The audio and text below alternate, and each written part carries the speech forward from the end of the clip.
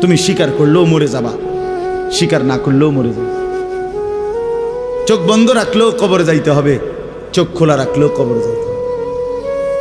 কি বলেন? রাজপ্রাসাদের মানুষটাও মরে যাবে, কুড়ে ঘরের মানুষটাও মরে যাবে। সুখের খাবার যার মুখে সেও মরে যাবে, ভিক্ষার থালা যার হাতে সেও মরে যাবে, যাবে না? তো যেটা নিশ্চিত অনিবার্য বাস্তবতা, যে মৃত্যুকে আড়াল করার, অস্বীকার করার, পাশ কাটার কোনোই ব্যবস্থা নাই, কোনোই ব্যবস্থা নাই। না ক্ষমতা দেখাইয়া, না কাইন্দা কাইটা, কোনো সিস্টেম নেই। ক্ষমতা দিয়েও মৃত্যুকে ঠেকানো যাবে না, কাইন্দা কাইটাও কি করা যাবে না মৃত্যুকে। যেটা নিশ্চিত সেটাকে ভুলে যাওয়া কেন ভাই? কেন ভুলে যাব আমরা? আল্লাহর নবী সাল্লাল্লাহু আলাইহি ওয়াসাল্লামের যেই হাদিস আমি পড়ছি, এটাই নবীজি বলছেন, আকসিরু যিকরা হাদিমিল লাজ্জাত। আমার উম্মত প্রতিদিন বেশি বেশি ওই জিনিসটাকে স্মরণ করো যেটা তোমার সমস্ত স্বাদ, আহ্লাদ, সমস্ত ব্যস্ততা সবকিছুকে স্তব্ধ করে দিবে। সবকিছু, সেটার নাম মৃত্যু। হাদিসে আছে মৃত্যু সবকিছু বন্ধ করবে। তোমার নাক, তোমার চোখের দৃষ্টি, তোমার কানের শ্রবণ শক্তি, তোমার জবানের উচ্চারণ, তোমার জিহ্বার স্বাদ, তোমার হাতের নড়াচড়া, তোমার ব্যস্ততার এই জিন্দিগি স্তব্ধ করে দিবে। দিবে কিনা বলে? আমি অনেক সময় বলি, আমার প্রায় সময় জানাজা পড়তে গেলে মনে হয়, দেখবেন জানাজার নামাজেও মনে করেন 10:30 বাজে জানাজার টাইম দিছে, 10:30 জানাজা, 10:34 বাজে গেছে, 30-40 বাজে গেছে। কিছু মানুষের এই পরিমাণ অস্থিরতা, এই মিয়া টাইম টেবিল ঠিক রাখো না, কইলা 10:30টায় জানাজা, 10টা মিনিট ওভার হয়ে গেছে, কতক্ষণ খাড় করায় রাখবা? মানে উনি ব্যস্ত, ওনার এই 10 মিনিট সময় নাই। আল্লাহর কসম বন্ধু, এই মানুষটাও এরকম ব্যস্তই ছিল। যে মানুষটার জানাজা হচ্ছে এখন, যার লাশ এখানে শোয়ানো, এই লোকটাও এমন ব্যস্তই ছিল। তার হাতেও একদিন সময় ছিল না। আজ গোটা পৃথিবী সব আগার জায়গায়, এই বেচারা শুধু নিস্তব্ধ। চোখের সামনের জলজ্জান্ত মানুষটা স্তব্ধ, আর হাত নড়ে না, পাও নড়ে না, আর চোখ নড়ে না, জিহ্বা নড়ে না। এজন্য দুনিয়ার এই ব্যস্ততার ভিতর দিয়ে আমরা যদি মনে করি যে আমি শুধুই দুনিয়া, ভালো মন্দ, লাভ লোকসান, চাওয়া পাওয়া, প্রাপ্তি ও প্রাপ্তি, মনের চাহিদা পূরণ, সবকিছু শুধু দুনিয়া ভাইয়া, বাবা তো আখিরাত কার জন্য? কবর কার জন্য? তাইলে নবীজি সাল্লাল্লাহু আলাইহি সাল্লাম কাকে তাইলে আখিরাত বুঝাইতে চাইছেন? আল্লাহর কোরআন এমন কোন সূরা নাই, কোরআন শরীফের 114টি সূরা, 114টি সূরার এমন কোন সূরা নাই, এমন কোন রুকু নাই কোরআনে যেখানে আখিরাতের কথা, পরকালের কথা আলোচনা নাই। এই পরিমাণ আল্লাহ তাআলা আখিরাত, আখিরাত, পরকাল, পুনরুত্থান, হাসরের মাঠ, এগুলো আল্লাহ তাআলা এতবার বলছেন, অস্বীকার করার, পাশ কাটার কোনো সুযোগ নেই, কোনো সুযোগ নেই। কোরআন শরীফে আছে সূরা মুলকের মধ্যে, জাহান্নামী যখন চিৎকার করবে, জাহান্নামের ফেরেশতারা তখন বলবে, আলাম ইয়াতিকুম নাদির, এই নাফরমান, তোমারে কি কেউ কোনোদিন জাহান্নামের ভয় দেখায় নাই? ক্বালু বালা, সে বলবে হ্যাঁ, কদ জাআনা নাদির, আমার কাছে বহু ভয় প্রদর্শনকারী বান্দা এসেছিল। কত ইমাম, কত খতিব, কত আলেম, কত ওয়াইজ, কত বক্তা, কত পীর, কত মাশায়েখ, কত আউলিয়া, কত বুজুর্গ চোখের পানি ফেলে ফেলে বারবার বারবার আমার এই জাহান্নামের কথা বলছিল, কিন্তু ফাকাদ্দাবনা, আমি মিথ্যা মনে করেছি। ওয়াকুলনা মা নাযালাল্লাহু মিন শাই, আমি আরো বলছি এগুলো আল্লাহ বলে নাই, তোমরা মোল্লারা, মুন্সিরা তোমরা বানায়া বানায়া বলো। হ্যাঁ, অনেক বেত্তমিজ লোক আছে, ও আইতো না, হুজুররা যত কয় এত না, না ওরা জানে, ওরা আগেও একবার ফিডা খাইয়া আইছে, ওরা একবার ঘুরে আইছে হাসুরের মাঠ, ওরা জানে যত কয় এত না। ও কইতে লাগলে সবাই কয়, বাড়াইয়েই কয়, মাইক ফাইলে কে না কয়। এই সমস্ত বিদ্রুপ আলেমদের কথাকে আপনি অবজ্ঞা করিলেন। আসলে তো আলেমদের কথা না, কথা যদি হুজুরের কথা হইতো তাইলে না হয় আপনি ফেলে দিতেন, কিন্তু জবানে না হুজুরের কথা, তো সরাসরি আল্লাহর কথা, তো রাসূলুল্লাহর, আল্লাহর, তো সে কথা প্রত্যাখ্যান করলেন কেন? আপনি আমার কথা, আমার ব্যক্তিগত যদি কথা হয় সেটা ফেলে দেন, কথা বোঝেন নাই। কিন্তু উলামায়ে কেরাম আপনাদেরকে নসিহতের মাধ্যমে নিজের ব্যক্তিগত হুজুরদের কথা বলে না, কথা বলেন না কেন? কার কথা বলে? আল্লাহর কথা বলে, রাসূলুল্লাহ সাল্লাল্লাহু আলাইহি সাল্লামের কথা বলে, তো সেটা বাদ দিলেন কেন? সেটা বাদ দিবেন। আমার ব্যক্তিগত কথা তো আপনাদের ধরতে বলি নাই, আমার ব্যক্তিগত কথা বলি, আপনারা দেখি গ্রহণ করেন কিনা বলেন। মনে করেন আমি কুমিল্লা ক্যান্টনমেন্ট থাকি, ময়নামতি সাহেবের বাজার, আমার মাদ্রাসা বাসা ওইখানে। তা আমি কুমিল্লা ক্যান্টনমেন্টে একটা বড় টাওয়ার আছে, গুমতি টাওয়ার। এই গুমতি টাওয়ারের নিচে আন্ডারগ্রাউন্ডে মুদি দোকান এবং তরি তরকারির দোকান। আমি প্রত্যেক দিন ওইখানে তরি তরকারি এবং মুদি যত মাল, এই যে পেঁয়াজ রসুন আদা তেল এগুলো এবং মাছ তরকারি, এগুলো ওই গুমতি টাওয়ার থেকেই সবসময় কিনি। আপনারাও সবাই নিয়ত করেন ইনশাআল্লাহ এখন থেকে সবাই কুমিল্লা ক্যান্টনমেন্ট গুমতি টাওয়ার থেকেই তরকারি এবং চাল ডাল তেল কিনবেন, বলেন ইনশাআল্লাহ। কথা বলেন না তো, তা আপনি কি বলবেন? কি কি হুজুর আপনি পাগল হইলেন? আমি কিনতাম আমার আমনের ক্যান্টনমেন্ট, আমি কিনতাম যাবো, আমাকে দেশে কি মাছ তরকারির অভাব পড়ছে নি? ঠিক কিনা বলেন না কেন? তাহলে এইটা না আমার ব্যক্তিগত কথা, কথাটা আমার বুঝছেননি? এইটারে তো আপনারে মানতে কই নাই আমি তো বলি না আপনারে যে আপনি আমার লগে গিয়ে বাজার করেন। তাহলে আপনি যে বললেন হুজুর রে এরম কয়, হুজুরের সব কথা ধরলে চলন যাইতো না বর্তমান জমানায়। আপনারা তো আমার একটা কথাও ধরতে বলি নাই, আপনাকে বলছি আল্লাহর কথা না ধরতে। আপনাকে তো বলেছি ভাইয়া রাসূলুল্লাহ সাল্লাল্লাহু আলাইহি ওয়াসাল্লামের কথা ধরতেন। আল্লাহর কথা ফিরায় দেয় কেমনে? নবীর কথা ফিরায় দেয় বলেন বাবা, মেহেরবানি করে। এই জন্য বুঝতে শিখেন, বুঝতে শিখেন। তিনটা জিনিস আমাদের মধ্যে লাজেম থাকা চাই। এক হলো তাওহীদ, দুই হলো রিসালাত, তিন হলো আখিরাত। এই তিন জিনিস ভুলে গেলে মুসলমান হয় না। তাওহীদ ভুলে গেলে, অর্থাৎ লা ইলাহা ইল্লাল্লাহ, জীবনের সব ব্যাপারে সব বিষয়ে যা কিছু হচ্ছে, যা কিছু হচ্ছে আমার জীবনের এই সারা পৃথিবীর কায়নাতের সমস্ত নড়া চড়া প্রত্যেকটা বিন্দু বিসর্গ করছেন শুধুই একজন, তিনি আল্লাহ। তিনি কে? লা ইলাহা ইল্লাল্লাহ, আল্লাহ ছাড়া আর কোনো ইলাহ নাই, দেনেওয়ালা আর কেউ নাই, পালনেওয়ালা আর কেউ নাই। এটা তাওহীদ। আর শাজিমের উপর থেকে সাতবক জমিনের নিচ পর্যন্ত যেটা যেমনে যেভাবে আছে সেটা একজনই পরিচালনা করছেন, তিনি আল্লাহ। এ কথা যত দিলের মধ্যে বসাইতে হবে। দুই নাম্বার রিসালাত। রিসালাত মানে হলো মুহাম্মাদুর রাসূলুল্লাহ সাল্লাল্লাহু আলাইহি সাল্লাম, এই কথা গ্রহণ করা। এই কথা আবার গ্রহণ করার কি? এই কথা গ্রহণ করা হইল মুহাম্মদ আল্লাহর রাসূল, আল্লাহ আমার জন্য উনাকে পাঠাইছেন, অতএব আমার জীবনের হাসি কান্না আনন্দ বেদনা, রাত দিন, ঘর সংসার বাজার ব্যবসা, আয় রোজগার, স্ত্রী পুত্র পরিজন, কদম কদম বিন্দু বিন্দু নিঃশ্বাস নিঃশ্বাস আমি অনুসরণ করব একজনকে, তিনি মুহাম্মাদুর রাসূলুল্লাহ সাল্লাল্লাহু আলাইহি ওয়াসাল্লাম। এটারে বলে রিসালাত। এটাকেই বলে নবী সাল্লাল্লাহু আলাইহি সাল্লামকে চেনা, এটাকেই বলে নবী সাল্লাল্লাহু আলাইহি সাল্লামকে ভালোবাসা, এটাকেই বলে নবী সাল্লাল্লাহু আলাইহি সাল্লামকে অনুসরণ করা।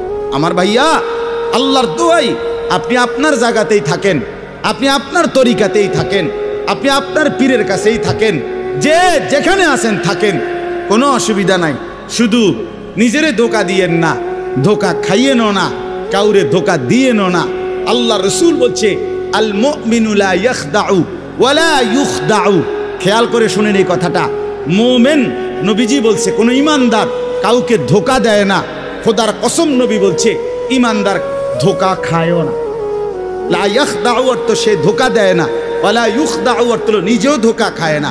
অতএব রাসূলুল্লাহ সাল্লাল্লাহু আলাইহি সাল্লামের সাথে সম্পর্ক, ভালোবাসা, মহব্বতের সবটা 100 অনুসরণের মাধ্যমে, অনুসরণের মাধ্যমে, অনুসরণের মাধ্যমে। চেহারায় যার দাড়ি নাই সে রসুলকে ভালোবাসে না, ঘরে যার স্ত্রী বেপর্দা সে রসুলকে ভালোবাসে না, উপার্জনের মধ্যে যার হালাল নাই সে রসুলকে ভালোবাসে না, জীবনে যার সুন্নত তরিকার অনুসরণ নাই সে আল্লাহর রসুলকে কশ্চিন কালেও ভালোবাসে না। ভালোবাসে বললে এটা ভালোবাসার নামে ধোঁকা, মিথ্যাবাদিতা ছাড়া আর কিচ্ছু না। হ্যাঁ, হাসরের ময়দানে মার খাইয়েন না, ধরা খাইয়েন না। কথা বুঝছেন না? এখানে গাছ জোর দেখাইয়া হয়তো আমনে চিৎকার দিয়া, হুঙ্কার দিয়া, এই কইয়া সেই কইয়া, খাইয়া দাইয়া, বিরানিয়ে খিচুড়িয়ে মিল্লা পার হইয়া গেলেন আর কি। কিন্তু কবর আখেরাত এত সোজা না। আখেরাত হাসরের মাঠ মামুর বাড়ি না, হাসরের মাঠ নানার বাড়ি না, আমনের সাসার শ্বশুর বাড়ি না।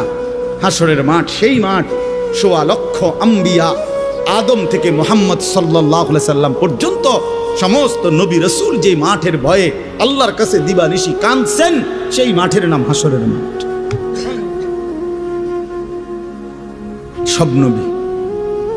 সব নবী আল্লাহর কাছে হাসরের মাঠের ব্যাপারে দোয়া করছে। আমাদের নবী সাল্লাল্লাহু আলাইহি সাল্লাম পর্যন্ত যার কোনো গুনাহ নাই, যিনি নিষ্পাপ, সেই নবীজি পর্যন্ত 5 ওয়াক্ত নামাজের পরে সব আলেমদেরকে জিজ্ঞাসা করেন, নবীজি নিয়মিত 5 ওয়াক্ত নামাজের পরে দোয়া করতেন, আল্লাহুম্মা হাসিবনি হিসাবান ইয়াসীরা। আল্লাহ, হাসরের মাঠে আমার ভয় লাগে, আমি মুহাম্মদের, আপনার বন্ধুর হাসরের মাঠের হিসাব সহজ করে দিও। নিজের ব্যাপারে বলছে। এই জন্য বাপ রাগ হইয়েন না। 1 নম্বর তাওহীদ, কলিজার ভিতরে ঈমান মজবুত করতে হবে। 2 নম্বরে রিসালাত, জিন্দেগীর মধ্যে রাসূলুল্লাহ সাল্লাল্লাহু আলাইহি সাল্লামের অনুসরণ নিশ্চিত করতে হবে। নিশ্চিত করতে হবে। কেন মিসওয়াক করেন না? আপনি জানেন নবীজি মিসওয়াক করতেন, এই জন্য করেন না। কেন দস্তরখান বিছায়া খানা খান না? আপনি জানেন, শুনছেন যে নবীজি সাল্লাল্লাহু আলাইহি সাল্লাম দস্তরখান বিছায়া সমান জায়গায় খানা খাইতেন, এই জন্য আপনি ইচ্ছা করে এটা বিছান না। কারণ আপনার কলিজার ভিতরে সিদ্ধান্ত, আমি মুহাম্মদুর রাসূলুল্লাহ সাল্লাল্লাহু আলাইহি সাল্লামের বিরোধিতা করব। কেন আপনি দাড়ি কাটেন? কারণ আপনি শুনছেন নবীজি দাড়ি লম্বা করতে বলছে, এই জন্য আপনি এটা বুঝাইলেন। রাসূলুল্লাহ সাল্লাল্লাহু আলাইহি সাল্লাম আপনি কইছেন, আচ্ছা আমরে দেখাবো, আমরে দেখাবো। আপনি জানেন, হ্যাঁ, আপনার বাম পাও দিয়া ঢুকতে বাথরুমে, টয়লেটে মনে থাকে না। কেন মনে থাকে না? আপনি জানেন না এটা নবীজি বলছে। কথা বলেন না, নাকি ওই কাউমি মাদ্রাসার হুজুররা কইছে? কথা বলেন না। মেসওয়াক এটা রাসূলুল্লাহ সাল্লাল্লাহু আলাইহি সাল্লামের সুন্নত না কওমি আলেমদের সুন্নত? কথা বলেন না আপনারা। তো এটা করেন না কেন? কারে ওহাবি বলেন? কারে গালি দেন? কেন গালি দেন? কি বুঝে গালি দিলেন? কেন বললেন? বলেন, কি অপরাধের কারণে আমি রাসূলের দুশমন হব? কেন? আমি মিসওয়াক করি এই অপরাধের কারণে না? কথা বলেন না কেন? আমি দাড়ি রাখছি দেখে এই অপরাধের কারণে? কোন আমার স্ত্রী পর্দানশীল, আমার মেয়ে পর্দা করে, আমার ঘরে টেলিভিশন নাই, আমার রোজগারের মধ্যে আমি হারাম করার চেষ্টা করি না, তো সব ক্ষেত্রে রাসূলুল্লাহ সাল্লাল্লাহু আলাইহি সাল্লামের সুন্নাতের উপরে চলার চেষ্টা করলাম, তো আমি রাসূলের দুশমন কেন হলাম? আমি বুঝাইলাম, আমি বলতে মানে আপনি যে কোনো একজন আলেমে দ্বীনকে আপনি কেন নবীর দুশমন বলবেন? এত বড় জুলুম কেন করেন? এত বড় কেন জুলুম করেন বাবা? চা দোকানে বসে একজন আলেমের বদনাম করলেন, আপনি আন্দাজ করলেন একজন আলেমের ইলমের কদর কত? আমরা কিতাবে স্পষ্ট পড়ছি সারা পৃথিবীর ইমানদারের সমস্ত বন্দিগি আর আল্লাহর রাস্তায় জিহাদ, এই দুইটার পার্থক্য কদ্দুর। সারা পৃথিবীর ইমানদারের সমস্ত ইবাদাত একটি সমুদ্রের মধ্যে যদি কেউ আঙ্গুল দেয়, আঙ্গুল চুবায়, তো আঙ্গুলের অগ্রভাগে পানি লাগবে যে দূর, এতে করে সমুদ্রের ঢেউ তো বন্ধ হয়ে যাবে, ঠিক না? নৌকা চলা বন্ধ হয়ে যাবে না? সমুদ্র টের পাবে কিছু? কিতাবে স্পষ্ট আছে একজন ইমানদারের সমস্ত মুমিনের সব ইবাদত একত্র করিলে এইটার মর্যাদা হলো আঙ্গুলের অগ্রভাগের পানি। আর আল্লাহর রাস্তার জিহাদ ফি সাবিলিল্লাহ, জীবন দেওয়া, জিহাদ করা, এটা সমুদ্রের বাকি পানি। এরপরে লিখছে যে সমস্ত ইবাদত এবং আল্লাহর রাস্তার যুদ্ধ, এইটাও এবার একসাথ করেন। এই সবটা এবার ইবাদাত এমনকি জিহাদ সবটা একত্র করিলে আঙ্গুলের অগ্রভাগের পানি, খোদার কসম, আল্লাহর কসম, এলেম, কোরআন সুন্নাহর এলেম, এইটা সমুদ্রের বাকি পানি। বিশ্বাস করে এবার বলেন এক আলেমে দ্বীনের কদর করে আপনি কারে টিটকারি করলেন? কারে? ওটা আপনার মসজিদের ইমাম ৬,০০০ টাকা বেতন দেখে আপনার চোখে লাগছে না? বেটার বেতন কম। হ্যাঁ, বেটার বেতন কম তো আপনি না কম দিছেন, উনি নি কম নির্ধারণ করছেন, আপনি না তারে মূল্যায়ন করেন না। কথা বলেন না কেন? আমাদের সমস্ত একার একটা স্পষ্ট কথা খেয়াল করেন, যদি এক সমস্ত মুসলমানের টার্গেট হইতো যে আমি প্রত্যেক বিষয়ে আল্লাহর কোরআন রসুলের সুন্নাত মোতাবেক চলবো, তাইলে এই পৃথিবীতে মসজিদের ইমামের চাইতে ব্যস্ত জিন্দিগি আর কেউ পালন করার কথা ছিল না। কেন? ওই মহল্লার সমস্ত মানুষের ঈমান, ইসলাম, আখিরাতের সমস্ত দিক নির্দেশনা সারাক্ষণ উনাকে দিতে হইতো। তখন উনার কদরও হইতো অনেক, তখন উনার বেতনও হইতো অনেক, উনার হাদিয়াও হইতো অনেক। কিন্তু আমাদের কলিজার ভিতরে আখিরাত লাগে না মনে হইছে, কোরআন তিলাওয়াত লাগে না, রসুলের সুন্নাত লাগে না, মেয়ের বিয়েটার মধ্যে নবীর সুন্নাত কি এটা জানার দরকার নাই, ছেলের বিয়েটার মধ্যে নবীর সুন্নাত কি এটা জানার দরকার নাই। ওই হদ্দার মাতব্বর মিল্লা তারা ঠিক করছে বিয়েটার মধ্যে চেয়ার হইব ২০০, টেবিল হইব মোট ৩০টা, গেট হইব একটা ৭০,০০০ টাকা দামের গেট, হাইয়েস্ট গাড়ি যাব ৬০টা, প্রত্যেকটার মধ্যে বেড়া বেড়ি মিল্লা বইব ১৪ জন, তো ৫টার মধ্যে ৫, ১৪, ৭০ জন। এরপরে দিয়া গেটে দিব ২,০০০, বাজে খরচ হইল ৩,০০০, এই হইল ৫,০০০। এগুলো হইল হিসাব। আর হুজুরেরা আইয়া কয়ে গেছে রবিবারে মাইয়াগার বিয়া, দুপুরে দুগা ভাত খাইয়ে যাই। বুঝেন নাই? কিন্তু যদি সে জানতো যে রাসূলুল্লাহ সাল্লাল্লাহু আলাইহি সাল্লামের ৪টা মেয়ে নবী বিয়ে দিছেন, আমি সেভাবে রাসূলের মেয়ে যেভাবে বিয়ে দিছেন আমি আমার কন্যাকে সেভাবে বিয়ে দেব, তাইলে তো ইমাম সাহেবের কাছেই উনি আগে আসতো, ঠিক কিনা বল? আলেমের কাছেই আগে আসতো। কিন্তু ওই যে ওনার তো এটা দরকার নেই। কি আপনার বাড়িতে ৩ দিন ধরে ডেক সেট বাজে? হ্যাঁ হুজুর আসলে কিতা করবো, শরম দিয়ে না, ফুলাইনে আউশ করছে, ফুলাইনে শখ করছে। হায় রে আল্লাহ, হায় মুসলমান, এইভাবে রাসূলুল্লাহ সাল্লাল্লাহু আলাইহি সাল্লামের হুকুমকে, সুন্নাতকে গলা টিপে হত্যা করলেন। নবীজি নিজে বলছে না, আপনারা কতবার শুনছেন, নবীজি বলছে বিয়ে আমি রাসূলের সুন্নাত, বলছি কি না বলেন? আবার বলেন বলছি কি না? তাহলে যার সুন্নাত তার মতো হইতে হবে না?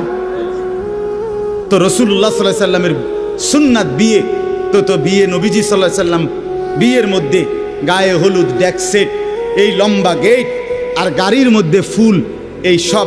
আমি অনেক সময় অনেকেরই জিজ্ঞাসা করছি যে ভাই বিয়ে কার, বিয়ে কার? কইছে ওনার।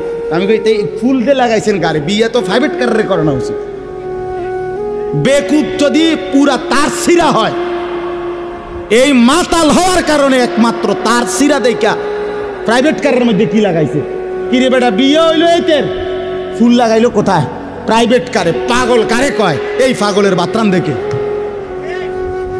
বলেন আপনারা চাচা, আপনারা বলেন, এটা বিবেক নি কথা। কি বিয়ে করে এতে ফুল লাগায় প্রাইভেট কারের, বলদ নিয়ম নেই। এর থেকে বড় বলদ আর কি? আস্তাগফিরুল্লাহ, কি পরিমাণ বোকা আমরা। 10,000 টাকা কোথায় লাগাইলেন? 10,000 টাকা এই ফুলগুলো লাগাইতে গিয়ে 5,000 টাকা, 7,000 টাকা, 10,000 টাকা কোথায় দিলেন? 10,000 টাকা পেলে একজন এতিম সন্তান 1 বছর পড়ালেখা করতে পারত। 10,000 টাকা পেলে একজন বিধবা নারী হয়তো তার 2 মাসের চাল ডাল কিনতে পারত। আর আপনি বিয়ের গাড়িটা সাজায় নিয়ে গেলেন, মেয়ের বাড়িতে দাঁড়াইতে দেরি, ফাওড়া দিতে দেরি, গাড়িটা থামতে দেরি, ছেলেগুলোরে নামাইলে জামাইরে নামাই নিতে নিতে পরবর্তী সর্বোচ্চ 5টা মিনিটের ভিতরে আইসা দেখবেন একটা ফুলও গাড়িতে নাই। এত বড় বেউকুফ যেটা আমার 5টা মিনিট টিকলো না, আমি কার জন্য সাজাই? কার জন্য সাজাই? এজন্য বাবা 1 নাম্বার বললাম আল্লাহর প্রতি তাওহীদ, আর 2 নাম্বার হলো পুরা জিন্দেগি রাসূলুল্লাহ সাল্লাল্লাহু আলাইহি সাল্লামকে অনুসরণ করা। 3 নাম্বার হলো আখিরাত। সব কিছুর ক্ষেত্রে ফিকির করবেন। আপনি আমি সবাই মৃত্যুর মাধ্যমে আখিরাতের দিকে যেতে হবে। কিসের দিকে? হ্যাঁ, মৃত্যু মানে শেষ না, মৃত্যু মানে সমাপ্তি না, মৃত্যু মানে শেষ না বাবা। মৃত্যু মানে আখিরাত, পরকালের জিন্দেগি, পরবর্তী অধ্যায়, নতুন অধ্যায়ের শুরু, নতুন অধ্যায়ের শুরু। এই জন্য আখিরাতকে ভুললে জীবনের কোনো অর্থ থাকে না।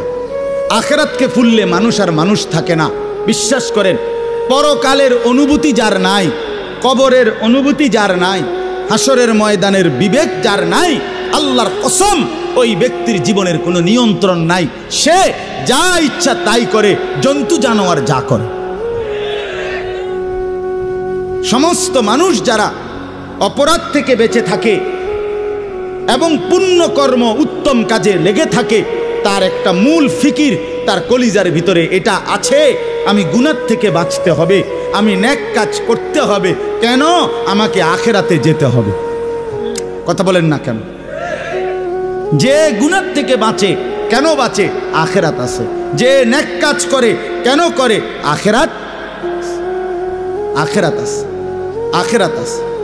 এই জন্য এই 3 জিনিস শেখা দরকার, কলিজার মধ্যে আনা দরকার। তাওহীদ, রিসালাত, আখিরাত। বলেন কি? তাওহীদ মানে লা ইলাহা ইল্লাল্লাহ, বলেন। রিসালাত মানে মুহাম্মাদুর রাসূলুল্লাহ, আর আখিরাত মানে পরকাল। এখন আসেন শেষ অংশে। আখিরাতের এই পুরা আখিরাতের পরকালের জিন্দেগিটার উদ্বোধন, শুরু মৃত্যু। মৃত্যুর মাধ্যমেই শুরু হয়। এই আমি শুধু যে আয়াতটুকু পড়ছি আপনাদেরকে শুধু তর্জমা শুনাই।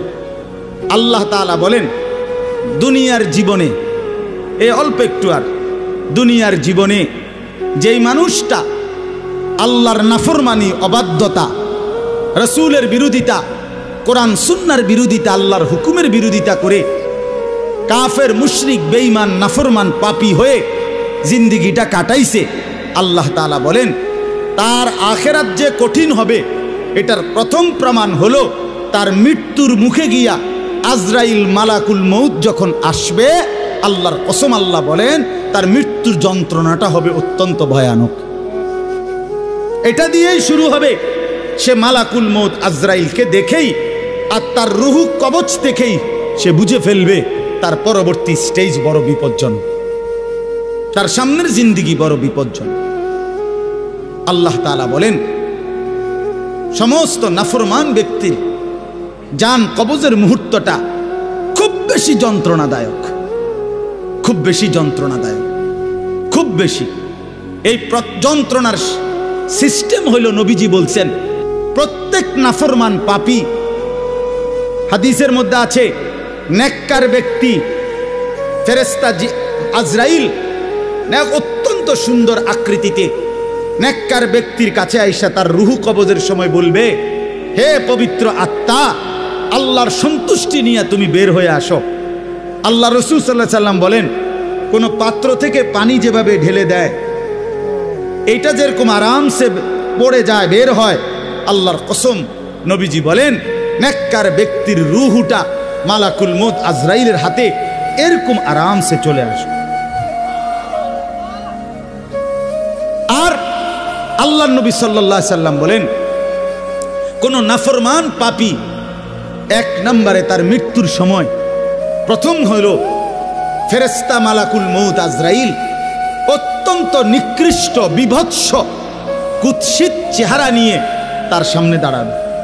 আমার কাছে আরবি কিতাব আছে, ইমাম কুরতুবির কিতাব আত-তাযকিরা, এই কিতাবের মধ্যে আছে ইব্রাহিম আলাইহিস সালাম একবার আজরাইলকে বলছিল, আজরাইল কোন নাফরমান পাপী ব্যক্তির যে সময় জান কবজ করো তখন তুমি যেই চেহারা নিয়ে তার সামনে দাঁড়াও ওইটা আমার একটু দেখাও। কিতাবে আছে আজরাইল বলছে ইব্রাহিম আলাইহিস সালামকে যে আল্লাহর কসম আপনি সহ্য করতে পারতেন না। ইব্রাহিম আলাইহিস সালাম বলেন না তুমি আমারে দেখাও, আমি দেখুমই। তো আজরাইল ওই আকৃতিটা ধারণ করছে। কোন পাপীর রূহ কবজের সময় উনি যেই চেহারা ধরে অত্যন্ত নিকৃষ্ট কুৎসিত চেহারা। তো কিতাবে স্পষ্ট আছে, ইমাম কুরতুবী বলেন ইব্রাহিম আলাইহিস সালাম চিৎকার দিয়ে বেহুশ হয়ে গেছে। লম্বা সময় পরে হুঁশ আসার পরে উনি চোখের পানি ফেলে আল্লাহকে বলছে, আল্লাহ তোমার কোন নাফরমান বান্দা পরবর্তীতে কবরের আযাব, হাসরের আযাব, জাহান্নামের আযাব আর কিছুই লাগবে না, শুধু কেবল আজরাইলের এই বিভৎস চেহারার যদি একবার দেখে তার ৬০ বছরের নাফরমানির শাস্তির জন্য এটাই যথেষ্ট, এটাই যথেষ্ট। আল্লাহর নবী সাল্লাল্লাহু আলাইহি সাল্লাম বলছেন, কোরআনে আল্লাহ বলছেন এই মালাকুল মউত আজরাইল যখন কোন পাপী নাফরমানের জান কবজ করতে আসবে তে প্রথম এই কলিজাটার ভেতর থেকে যে রূহ আছে, এই কলজার ভিতরে কলবের ভিতরে যে রূহ, এই রূহটা ধরে টান মারবে যখন একটা টানে কলিজাটা ছিঁড়া, রূহটা ছিঁড়া এই কণ্ঠনালী পর্যন্ত চলে আসবে। কাল্লা ইযা বালাগাতিত তারাকিয়া, কাল্লা ইযা বালাগাতিত তারাকিয়া।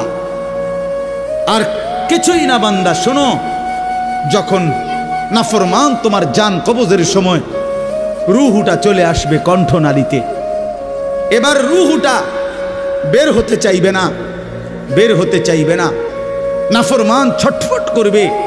আর ফেরেশতা আজরাইল, ফেরেশতা ছিঁড়া বিরা কোনো জিনিসকে, কোনো ধারালো লোহা, শিক, এটা যদি আগুনের মধ্যে আপনার আগুনে পোড়ানো জিনিসের মধ্যে টান দেয় তাহলে যেরকম ছিঁড়া বিরা আসে, আল্লাহর কসম আল্লাহ রাসূল বলছে আজরাইল যখন রূহ ধরে আবার টান মারবে তো সমস্ত শরীর ছিন্ন ভিন্ন করে এই রূহ বের করে আনবে। ওয়াকিলা মান রাক, আল্লাহ বলে আশপাশের মানুষগুলো তখন বলবে ওই লোকের ছটফটানি দেখা, হায় তাকে বাঁচাবার জন্য কোনো ওঝা ডাকো, বৈদ্য ডাকো, ডাক্তার ডাকো, কবিরাজ ডাকো, কে আছো তাকে চিকিৎসা করবে, ডাকো না, আনো না, কত ভীষণ ছটফট করছে। আল্লাহ বলেন ওয়াযান্না আন্নাহুল ফিরাক, কিন্তু ওই নাফরমান বুঝে ফেলবে আজ আর তাকে কেউ ফিরাইতে পারবে না, তাকে দুনিয়া থেকে বিচ্ছিন্ন হতেই হবে, তাকে চলে যেতেই হবে। বন্ধু আমার, বাপ আমার, একটা জরুরি কথা আপনারা বয়স্ক লোকেদেরকে বলি। রাসূলুল্লাহ সাল্লাল্লাহু আলাইহি সাল্লাম বলেছেন, আমার এই কথাটা খেয়াল করেন, নবীজি বলছেন ইন্নাল্লাহা ইয়াকবালু তাওবাতাল আবদ মা লাম ইউগারগির। বান্দা যখন আজরাইলকে দেখে তখন তার রুহে, তার শরীরের মধ্যে আরে গড়গড়া শুরু হয়, মৃত্যুর গড়গড়া শুরু হয়। আল্লাহ রাসূল বলছেন তখন আর আল্লাহ তাআলা কারো কোনো তওবা কবুল করে, তওবা কবুল করে। ওয়ালাইসাতিত তাওবাতু লিল্লাযিনা ইয়ামালুনা আস-সাইয়্যাত হাত্তা ইযা জাআ আহাদাহুমুল মাউত ক্বালা ইন্নী তুবতুল আন। আল্লাহ বলেন যে মৃত্যু পর্যন্ত নাফরমানি করে গেছে, যখন মৃত্যুর মুখে আজরাইল আসছে এখন বলতেছে আল্লাহ আমি তওবা করলাম। আল্লাহ বলেন ওয়ালাইসাতিত তাওবা, এমন তওবা আমি আল্লাহ গ্রহণ করব না। আমরা অনেক সময় 90 বছরের বুড়া, 70 বছরের বুড়া মিয়া একদম লম্বা হইয়া সোজা হইয়া গেছে, দম টাইনতে আছে লম্বা কইরা, এই সময়ে গিয়া 200 টাকা হাদিয়া দিয়া হুজুর আনছে, হুজুর তোবাটা ফরাইয়া দেন, আব্বারে ব্যস্তটা বুঝ করে দেন, ধরেন এই 200 টাকা। কি তওবা করাবে হুজুর? হুজুর এখন ওনার কোনো এহসাস অনুভূতি আছে? কথা বলেন না কেন? উনি জানে কিছু কি বলতেছে, কি তওবা করাইলেন? কিসের তওবা? কিসের তওবা এটা? কিসের তওবা? গুনাহ করলেন আপনি, আপনার ফরামু বুঝি আমি? হ্যাঁ, আপনার গুনাহ আপনি না জানেন। এই জন্য আল্লাহ কোরআনে বলছেন, ওয়াল্লাযীনা ইযা ফাআলু ফাহিশাতান আও যালামু আনফুসাহুম যাকারুল্লাহ।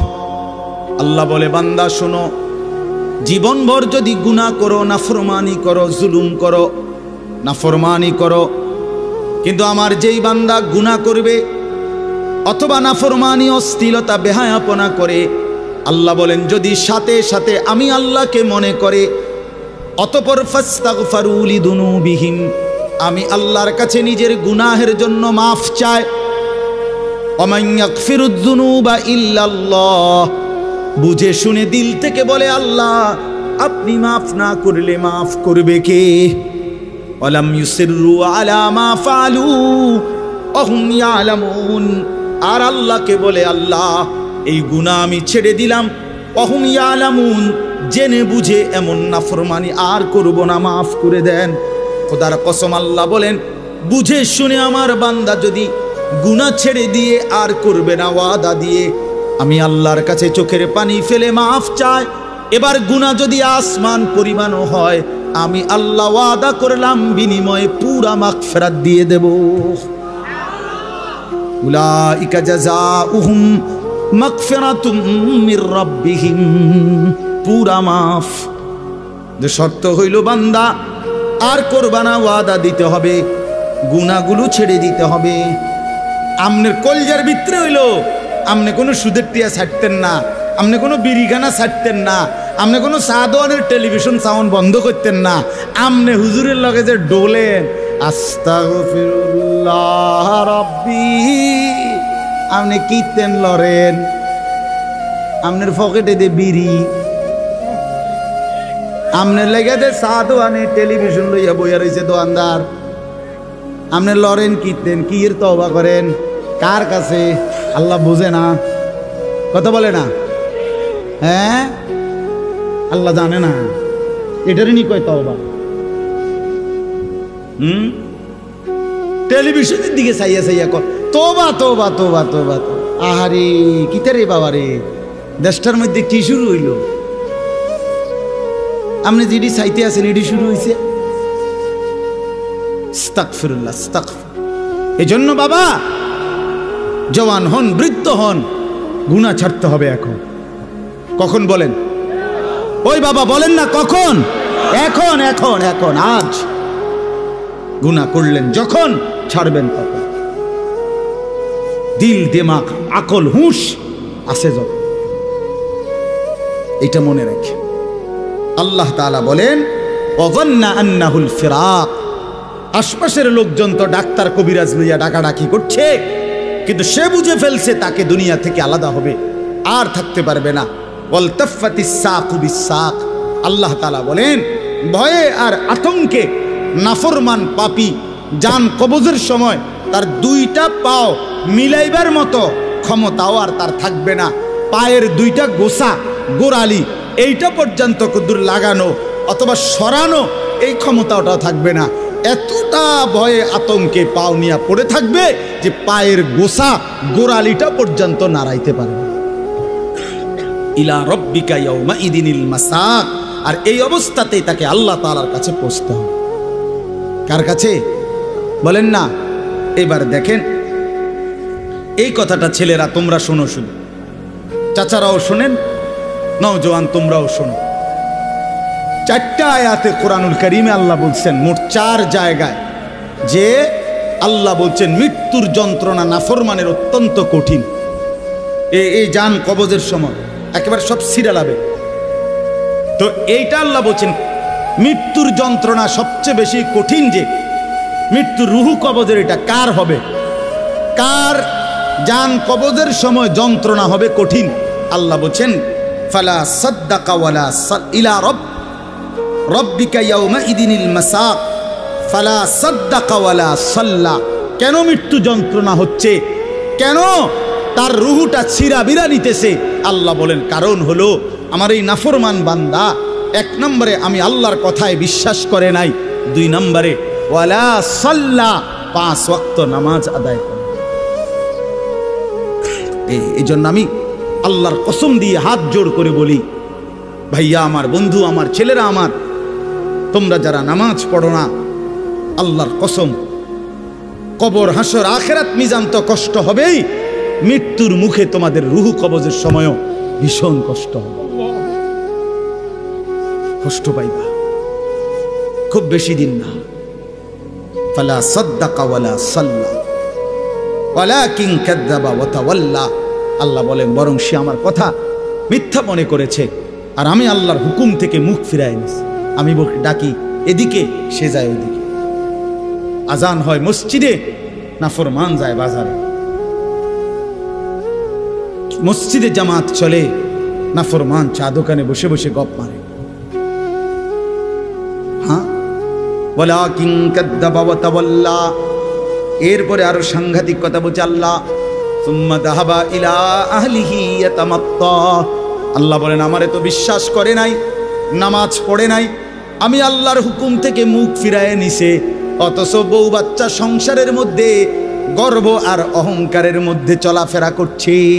অর্থাৎ এই যে নামাজ পড়ে নাই, হালাল খায় নাই, এইটা নিয়ে একটু লজ্জিত বিব্রত অনুভূতিটুকুও নাই, বরং বউ বাচ্চার মাঝে ফুর্তি করছে। বাবা বাবা, বুঝেন নাই? টাকা আনছে সুদের, কিন্তু কথাবার্তার স্টাইলে বোঝা যায় এটা যে গুনাহ পাপ, ওনার বিবেকের মধ্যে ওইটা না। রোজগারটা যে হারাম, টাকাটা যে ওজনে কম দেওয়া টাকা, টাকাটা যে কিস্তির টাকা, টাকাটা যে সুদের টাকা, টাকাটা যে অবৈধ রোজগার, এটা যে অন্যায়, এইটাও তার বিবেকে নাই। বউ বাচ্চা নিয়ে এভাবে ফুর্তি আনন্দে আসে, মনে হয় যেন পাপগুলোকে তার আর পাপই মনে হয় না, অপরাধগুলোকে আর অপরাধী মনে হয় না। এইবার আল্লাহ শেষ বললাম, আল্লাহ বলে এমন নাফরমান বন্দার জন্য আউলা লাকা ফাআউলা, হে বান্দা তোমার জন্য দুর্ভোগ, তোমার জন্য দুর্ভোগ। সুম্মা আউলা লাকা ফাআউলা, আবারও বলছি আল্লাহ বলে তোমার জন্য দুর্ভোগ, তোমার জন্য দুর্ভোগ, 4 বার বলছেন, 4 বার। তোমার জন্য লাঞ্ছনা, তোমার জন্য লাঞ্ছনা, তোমার জন্য লাঞ্ছনা, তোমার জন্য লাঞ্ছনা। কয়বার? তোমার জন্য কষ্ট, কষ্ট, কষ্ট, কষ্ট, তোমার জন্য দুর্ভোগ, দুর্ভোগ, দুর্ভোগ, দুর্ভোগ। এই 4 বার বললেন কেন? তাফসীরের মধ্যে লিখছে, একবার জান কবজের সময় দুর্ভোগ, 2 নম্বরে কবরে দুর্ভোগ, 3 নম্বরে হাসরের ময়দানে দুর্ভোগ, 4 নম্বরে জাহান্নামে দুর্ভোগ। কয়টা হইল? জান কবজের সময় কষ্ট পাইবা, কবরে কষ্ট পাইবা, হাসরের ময়দানে কষ্ট পাইবা, জাহান্নামে কষ্ট পাইবা। কয়খানে? আয়াহসাবুল ইনসানু আন ইউতরাকা সুদান। আল্লাহ বলছে মানুষ তুমি কি ভেবেছো আমি তোমারে এমনি এমনি ছেড়ে দেব? হ্যাঁ, কি ভাবছো বান্দা? কবরের প্রথম মিনিট, প্রথম সেকেন্ডে যখন প্রশ্নের জবাব দিতে পারবা না, আল্লাহ তখনই বলে ফেলবে বান্দা, ফেরেশতারা আমার নাফরমান বান্দার জন্য জাহান্নামের বিছানা বিছিয়ে দাও, জাহান্নামের পোশাক পরিয়ে দাও। ফাআফরিশুহু মিনান নার ওয়ালবাসুহু মিনান নার ওয়াফতাহু লাহু বাবান ইলান নার। জাহান্নাম বরাবর দরজা খুলে দাও। আল্লাহর নবী বলেন ফেরেশতারা যখন নাফরমানকে জাহান্নামের মধ্যে রেখে চলে যাবে, আরে কবরের মধ্যে রেখে চলে যাবে, কবরের ডান পাশের মাটি একটা চাপ দিবে বাম দিকে চলে যাবে, বাম দিকের মাটি ডান দিকে চলে আসবে। আল্লাহর নবী বলেন হাত্তা তাখতালিফা আদলাউহু, ডান পাশের হাড্ডি পাজর ভাঙ্গা চুরচুর হয়ে বাম দিকে চলে যাবে, বাম পাশের হাড্ডি পাজর ভাঙ্গা বন্ধু ডান দিকে চলে আসবে। প্রথম মিনিটেই হাড্ডি শরীর চুরচুর হয়ে যাবে। আল্লাহ ছাড়বে না, আমারেও না আপনারেও না, বিশ্বাস। দুনিয়া আল্লাহ তাআলা তো শাস্তির জায়গা না। আল্লাহটা বলছে তো, আমি এটা শাস্তির জায়গা না, এটা পরীক্ষার জায়গা। কথা বোঝেন নাই? দুনিয়া কিসের জায়গা? এই জন্য ছাড় দেই না। আমি যদি ডেইলির ফিডে ফিরতাম তো তুমি তো মাথা টিকতাম না। আজকে যারা নামাজ পড়ে নাই, এখন যারা এশার নামাজ পড়ে নাই, মনে করেন এখন গিয়ে ঘুমাবে, তো ফেরেশতা যদি একটা লাথি মারে, আইয়া একটা কিচ্চা লাথি মারে যে গাদ্দার ওঠ, তো একটা লাথির লোকে তো 7টা মহাদেশ পার হইয়া যাবে। যদি একটা টানা চটকনা দেয় ঘাটটা বাড়াইয়া, কি হবে তখন? এই জন্য আল্লাহ কোরআনে বলছে, আমি যদি বান্দা নগদ শাস্তি দেই তাহলে তো ঘাড় সোজা কইরা একজনও চলতে পারবে না। আমি তো জমিনটাকে, পৃথিবীতে আমি আল্লাহ শাস্তির জন্য না, এটা বিচারের জায়গা না, এটা আমলের জায়গা, বিচারের জায়গা আলাদা। মালিকি ইয়াউমিদ্দিন। চলেন, রাত গভীরে, অনেক রাত হইছে, আমরা আপনাদের কাছে বলার চেষ্টা করলাম, নিজেরা ধাক্কাধাক্কি না করেন, বুঝতে শিখেন। এ হুজুররা কয় তো ভালোই, আসলে কথাটি ভালো বলছে, আমরা লাগিয়াই কইছে, কিন্তু পারি না। হ্যাঁ, আহা পারি তো না। বাবারা, চাচারা, এই সমস্ত ফাজিলি কথা বলিয়েন না, এই সমস্ত মস্কারি কথা বললেন না যে পারি না। পারবেন না কেন? আপনি পারবেন না কেন? পারবেন না। আপনি এই 60 বছরে কি কম কিছু পারছেন? আপনি 60 বছরে হুদা চিড়া খাইছেন? পারবেন না কেন? অবশ্যই পারবেন। আপনি নিয়ত করেন, আমার ছেলেকে নামাজ পড়াবো, মেয়েকে নামাজ পড়াবো, নাতি নাতনিকে নামাজ পড়াবো, আল্লাহর কোরআন শিখাবো, স্ত্রী সন্তানকে পর্দা পুশিদা করাবো। আপনি ফয়সালা নিয়ে ফিকির করেন, না বুঝলে ওলামায়ে কেরাম থেকে জিজ্ঞেস করেন যে হুজুর আমি কেমনে কি বলতাম, কেমনে কি করতাম। আপনি শিখেন, আপনি বুঝেন, মৃত্যু পর্যন্ত বলা চালু রাখেন। তাইলে হবে কি, যদি আপনার কথায় তারা ফিরেও না আসে, আপনার লাগাতার বলা, চোখের পানি ফেলা, আপনার অব্যাহত চেষ্টার কারণে হতে পারে আল্লাহ আপনারে মাফ করে দেবে। কিন্তু আপনি যে মাতেনও না, লড়েনও না, আপনি বইয়া বইয়া তারার লগে ভাত খান, আপনি আপেল খান, মালটা খান, গপ মারেন, খুশি, অথচ তারা নামাজ পড়ে না। এইটা কি ধরনের জিন্দেগি? আল্লাহ আমাদেরকে বুঝার তৌফিক দান করেন। যেই ছেলেরা আলহামদুলিল্লাহ আজকের এই মাহফিলের ইন্তজাম করেছো, ভাই তোমাদের কাছে আমার অনুরোধ, ভাইয়া নামাজ পড়ো। যুবক, আমার অনুরোধ, নামাজ না পড়লে কোনো লাভ হবে না। যারা মাহফিল সাজিয়েছ, এবার জিন্দেগি সাজাও, নিজেকেও সাজাও। এত সুন্দর মাহফিল যাদের হাতে হয়েছে, তুমি কেন নষ্ট হইবা? তুমি বরবাদ হইবা কেন? তুমি মানুষকে ডাকলা আল্লাহর দিকে, নিজে দিলা না সেজদা, তো কি লাভ হলো ভাইয়া? কি লাভ হলো? এটা কেমন ইনসাফ হলো ভাই? এই জন্য দয়া করে বাপ, প্রত্যেকটা যুবক ইনশাআল্লাহ আল্লাহর জন্য, দ্বীনের জন্য নিজেকে সুন্দর করে ইবাদত আমল না করলে হবে না। আগামী দিনে ইসলামের জন্য আরো কোরবানি লাগবে। অবশ্যই দেখেন, দেখেন সারা পৃথিবীতে ইসলাম আর কুফরের যুদ্ধই শুরু চলছে। ইসরায়েল এবং ফিলিস্তিনের যুদ্ধ তেল নিয়া। কথা বলেন না কেন? তেল নিয়া, টাকা নিয়া, দিন নিয়া। ইসরায়েলের সাথে লেবাননের যুদ্ধ ঈমান আর কুফরের যুদ্ধ। কথা বলেন, সারা পৃথিবীর এই গোলযোগ বাড়তেছে। ঈমান আর কুফরের যুদ্ধ, ইসলাম আর বেঈমানের যুদ্ধ। অতএব এই যুদ্ধে যদি তুমি টিকতে হয় তো অবশ্যই তোমাকে সেজদাওয়ালা হইতে হবে। যে কপালে সেজদা নাই, তুই পারতা না। আমি সব সময় বলি ভাই, দুইটা স্লোগান মারন আর আল্লাহর জন্য জীবন দেওয়া এক কথা না। এজন্য নামাজ পড়ো, নামাজ পড়ো। মোবাইলের নেশা ছাড়ো ভাইয়া, মোবাইলের নেশা কমাও। ব্যক্তিগত প্রয়োজনের মধ্যেই রাখো। একটু চেষ্টা করলে, হিম্মত করলে, যে মানুষ আজীবন লবণ দিয়া ভাত খাইতো, ডাক্তার নিষেধ করার পরে 20 দিন চেষ্টা করে সে এখন লবণ ছাড়াও ভাত খাইতে পারে। যে মানুষ আজীবন চিনি দিয়া চা খাইতো, ডাক্তার নিষেধ করার পরে এখন 20 দিন চেষ্টা করার পরে এখন সে চিনি ছাড়াও চা খাইতে পারে। যে মানুষ সব সময় মিষ্টি খাইতে পছন্দ করত, এখন ডাক্তার ডায়াবেটিস বলার কারণে মিষ্টি খাওয়া ছেড়ে দিতে বলাতে সে এখন পরবর্তী 10 বছর 15 বছর মিষ্টি ছাড়াও জিন্দিগি চালাইতে পারে। যে মানুষ বহুদিন বিড়ি সিগারেট খাইতো, কোনো আলেমে দ্বীনের কথা শুই না, হয়তো ছেড়ে দিছে, কিছুদিন কষ্ট হয়েছে, 20 দিন 50 দিন 1 মাস, কিন্তু এরপরে ঠিকই তার কাছে এটা সহজ হয়ে গেছে। তো ঠিক তেমনি ভাবে ইনশাআল্লাহ হিম্মত করিলে তুমিও গুনাহ থেকে বাইচা পাক্কা নামাজি হওয়ার যদি হিম্মত করো তো তুমিও পারবা, ইনশাআল্লাহ পারবা।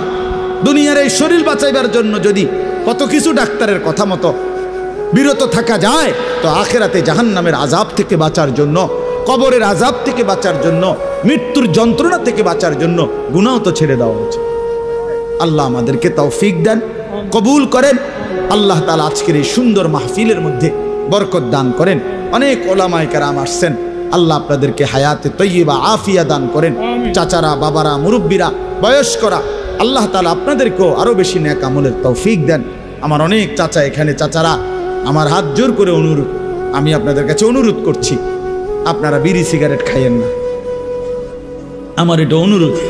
রাসূলুল্লাহ সাল্লাল্লাহু আলাইহি ওয়াসাল্লাম বলছেন, এটা হাদিস, তাহহিরু আফওয়াহাকুম, তোমরা তোমাদের মুখ পবিত্র রাখো। বিশ্বাস করো, নবী সাল্লাল্লাহু আলাইহি ওয়াসাল্লাম জীবনে কোনোদিন কাঁচা পেঁয়াজ রসুনের গন্ধটাও পছন্দ করতেন না, কষ্ট হইতো নবীর। আপনি এই দুর্গন্ধওয়ালা মুখ নিয়ে কেমনে সুপারিশের জন্য দাঁড়াইবেন? হাউজে কাউসারের পানির জন্য কেমনে দাঁড়াইবেন? নবী যদি জিজ্ঞেস করে, উম্মত মৃত্যুর দিন পর্যন্ত, শেষ পর্যন্ত বিড়ি সিগারেট আগুনের মধ্যেই ছিলা, তখন বলে, এই জন্য অনুরোধ করলাম, বিড়ি সিগারেটের বদভ্যাস ছেড়ে দেন, চা দোকানের আড্ডা ছেড়ে দেন, টেলিভিশনে নাচ গান দেখা ছেড়ে দেন। যুবক ভাই, তোমরা নামাজ পড়ো, চরিত্রবান থাকো। পর্দার আড়ালের মা বোন যারা, তাদেরকে বলছি, আপনারা আপনাদের পর্দা, সতীত্ব, ইজ্জতের হেফাজত করেন। যে নারীর পর্দা নাই, যে নারীর সতীত্বের কদর নাই, যে নারীর মধ্যে হায়া লজ্জা নাই, পর্দার গুরুত্ব নাই, বিশ্বাস করেন, বিশ্বাস করেন, ওইটা কোনো বেটিও না, বেটির জাতও না, এটা প্লাস্টিক। আসলে এটা প্লাস্টিক। হ্যাঁ, নারী বলে থাকে যার সত্তার ভিতরে নিজেকে আড়ালে রাখা, নিজেকে লুকিয়ে রাখা, পর্দায় রাখা, এইটা যার মধ্যে সৃষ্টিগতভাবে আছে সর্বদা, তারই নারী বলে। নারী বেহায়া, বেপর্দা, এটা কোনো বেডিয়ে না, বেডিয়ে না। এটা নারী কেমনে বেপর্দা হয়? নারী তো নারী। এই জন্য দয়া করে মা বোনদেরকে বলি, পর্দা পুশিদার গুরুত্ব দিবেন। আল্লাহ তৌফিক দান করেন, আল্লাহ তাআলা কবুল করেন। সুবহানাল্লাহি ওয়া বিহামদিহি, সুবহানাকাল্লাহুম্মা বিহামদিকা।